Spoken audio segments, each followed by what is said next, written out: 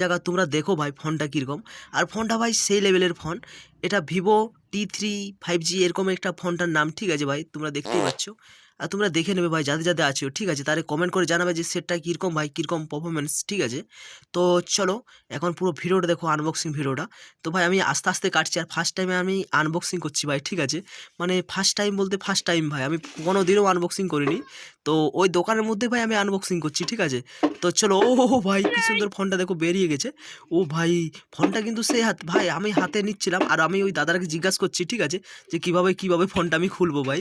তো বলে দিচ্ছিল, ঠিক আছে। তো দেখতে পাচ্ছ ভাই ভিভো ভাই সেই লেভেলের ফোনটা হাতে নিতে ভাই, সেই লেভেলের লাইট, মানে সেরকম ঠিকঠাক আছে সব কিছুই, বেশি ভারী না ভাই ফোনটা, ঠিক আছে।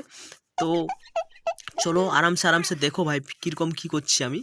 তো ভাই পুরো সেই লেভেলের। ও ভাই দেখতে পাচ্ছ। আর ভাই আমি লকটা এই সময় খুলে নিই, ঠিক আছে, লকটা খুলে দিই ভাই। লকটা খুলে দেখতে হবে, ঠিক আছে, সব কিছু চেক করবো ভাই পুরো ফোনটা। তারপরে আমাকে নিয়ে গেছে ভাই ফোন কিনতে, ঠিক আছে। তো ভাই ভিভো 5G লেখাই আছে দেখতে পাচ্ছ। আর ভাই এটার বেশি ক্যামেরা না, ক্যামেরা ভাই 50 আর 2, ঠিক আছে, পেছন ধারে।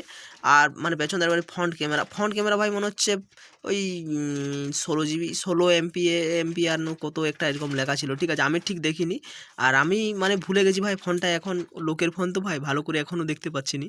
তো আমি এখানে ভিডিওটা ছিল, আমি ভিডিওটা বলি একটু ছাড়তে হবে ভাই, ইউটিউবে ভাই অনেক লোক আছে দেখুক।